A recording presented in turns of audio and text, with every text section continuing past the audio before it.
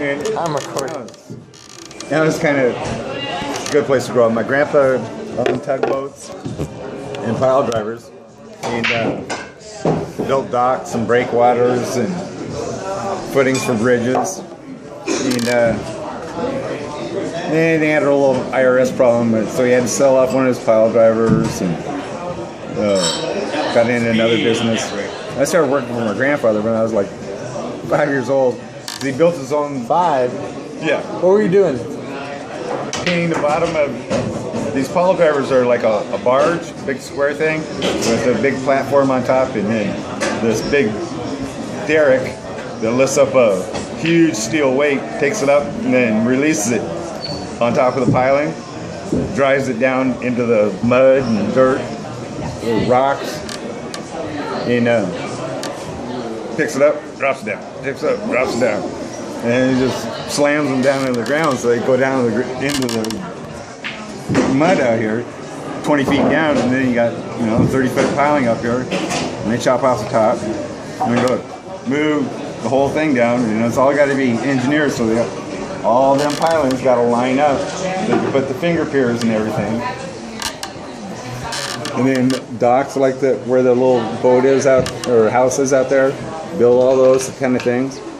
So I grew up around that. My dad was, when I was growing up, he was a purse seiner fisherman, and he'd come up during the summer. Purse seiners are the little bigger ones that got 2 stories on them out here. You see like this one out here, it's got a bottom part, and then there's another upper part of the boat. Yeah, like that silver one right down there. Yeah. They were a little bigger ones, and they were mostly wooden back then. Wait, are you talking about that boat right next to the building? Nah, next to the building.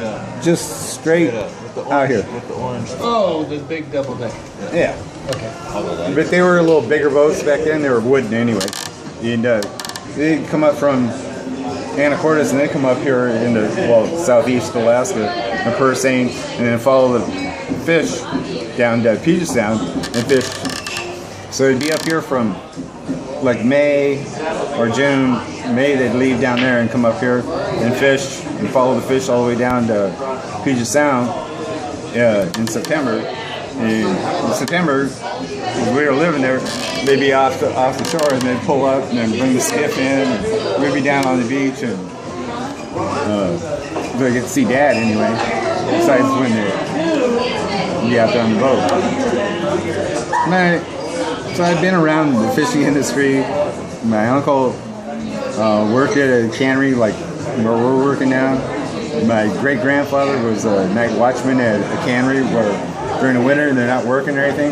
They had a little house, and him and my great-grandma, they had the house, and then they'd have to go down there and check the property out at night or during the day and make sure everything was locked up.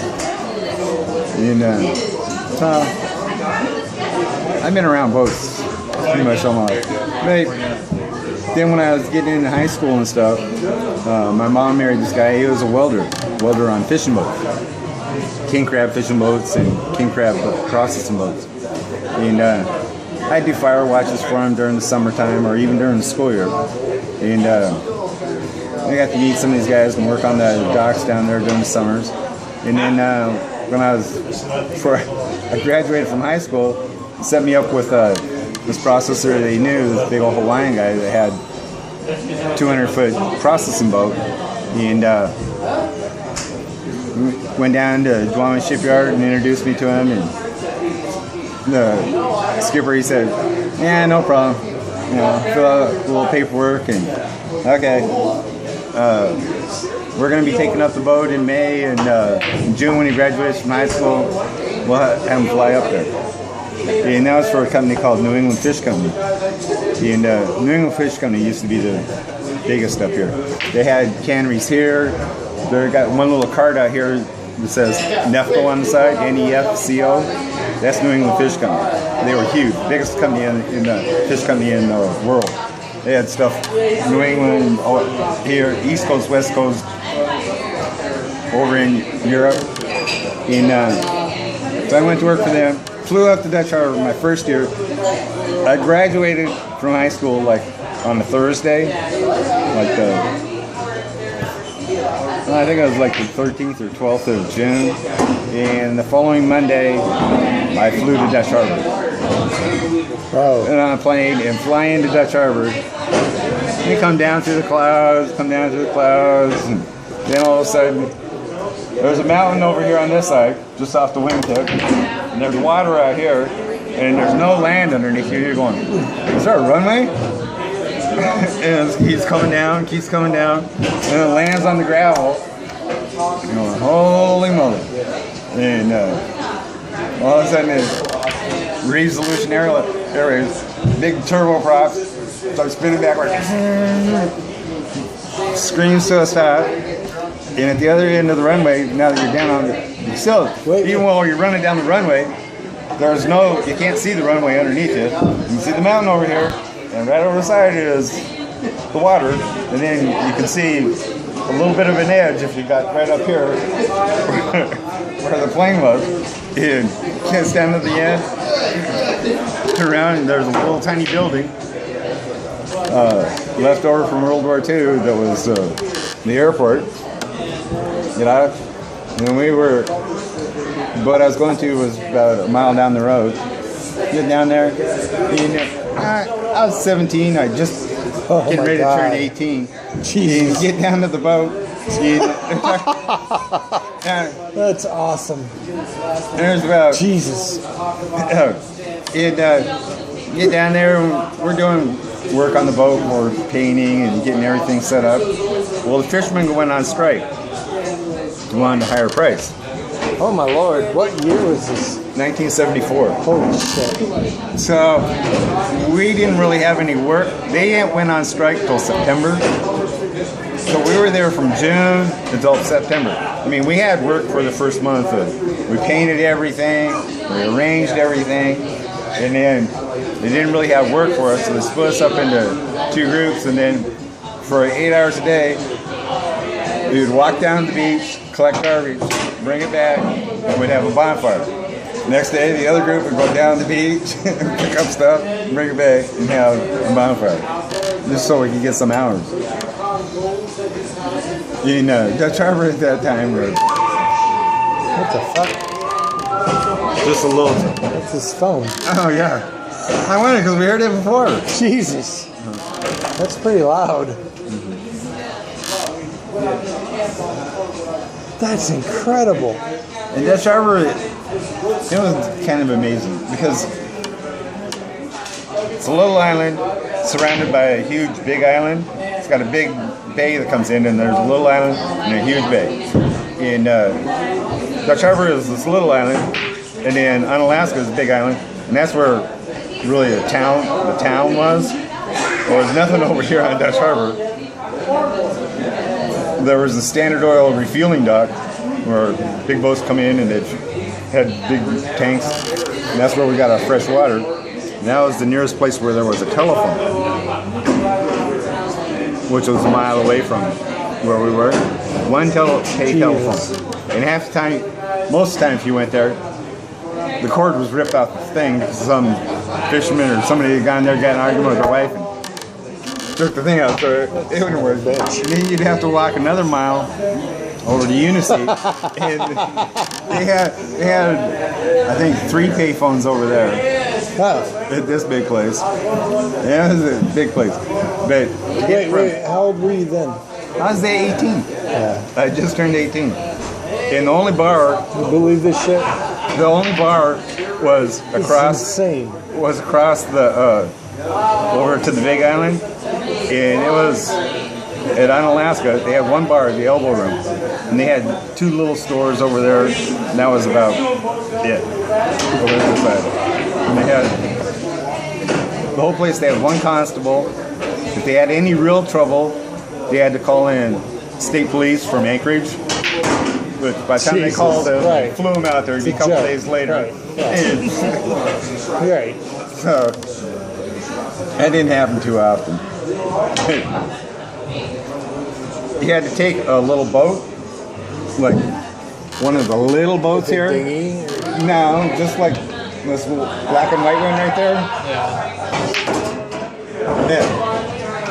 or any one of these little boats with it, and have a little cabin, and you'd pay $5 to take you from here over to those rocks over there, the breakwater, from this island over to there. And it cost you $5 to go across. From here To that island, or not the island. You see where the like just to the beginning of the bay? yeah, at the beginning of the bay. That's fucked up. Because it was a really close area, and it was in protected water. They take you over there, and it was $5 to get over. And this is back in 1974. Jesus. And then come back, same thing. And it was just like a little cabin cruiser, a little bigger than a Bayliner, maybe a Bayliner. And it took you like 3 minutes, maybe 4 minutes to get across. But it goes. Got a lot of those fucking stories. He's told me like, damn, bro. And back then, the drinking age was 18, right? Yep. Yeah. So the friends, they take me over there, and we'd have drinks sometimes. But also,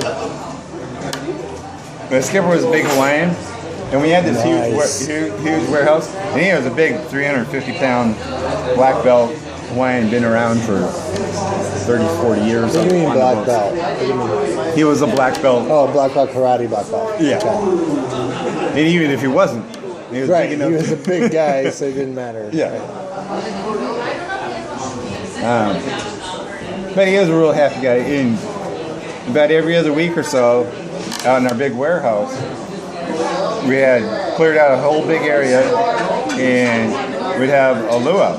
We had stereos, music, and had C-store booze.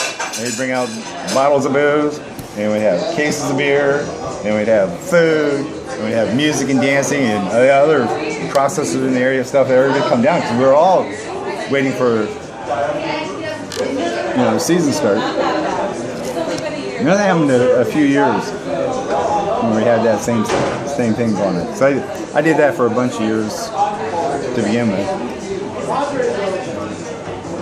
It was nice.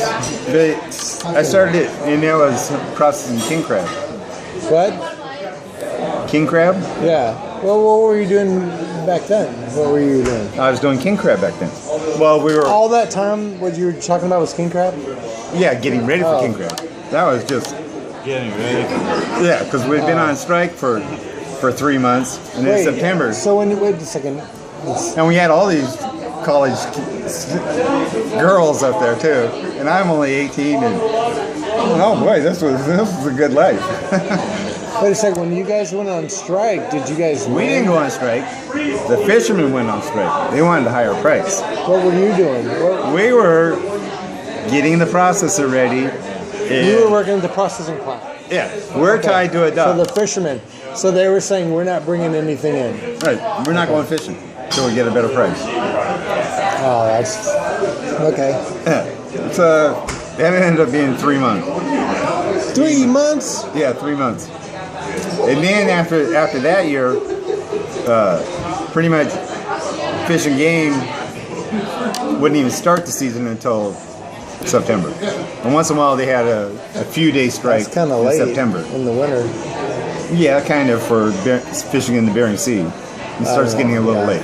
Have you fished out in the Bering Sea? Yes. Yeah, I bet. I was on king crab boats. Yeah. So, yeah, and processing king crab, the process that we had, we did meat, where you took the meat out of the crab and then froze it in a 15-pound block. Most of the crab that gets done now gets cut in half and cooked, and it's still in the shell. How did you get it out of the shell to put it in that block? Okay. Start the process. First thing is you butcher the crab. You take a crab and not really saw it in half. You got a blade like this, and you got this kind of like a leather pad across there.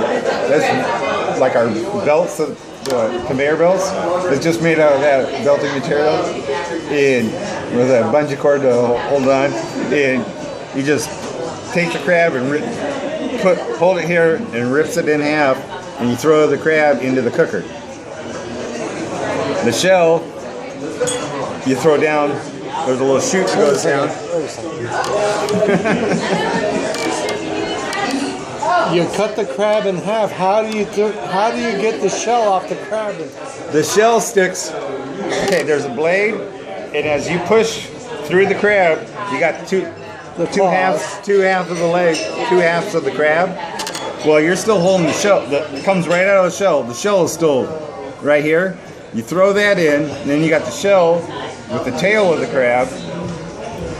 The belly, there's a tail on it that's full of shit. And it goes down the grinder. Now, once in a while, we gotta do tails, and then you gotta take the shell and rip off the tail and throw it in the cooker. So whatever you were doing, you were getting all the meat out of it? Oh yeah, not right. That was different stuff. First it goes in the cooker, then it goes through a chiller, and then it comes out, and they got these knife blades that look like big hacksaw blades. They're at like a 45-degree angle, and you pick up the body of the crab, and you got the legs out here. And you're talking about a crick crab. Okay. And you just go like this and saw the you got the body, and you saw the legs right here. Oh, because the legs go by themselves. Yeah. Right. The legs go down one chute, and the body goes down another chute. So when they fall down, the bodies go out onto this conveyor, and these guys over there, we call it a shaker table. We got these blades that come up, and you stick the body in there and crack off the bottom part of the body, and the meat would just shake out. Because it's already cooked, it just shake out the body out of the meat. Now the legs... Mark, I have to go pee. All right. But this is one of the most amazing stories I've ever heard.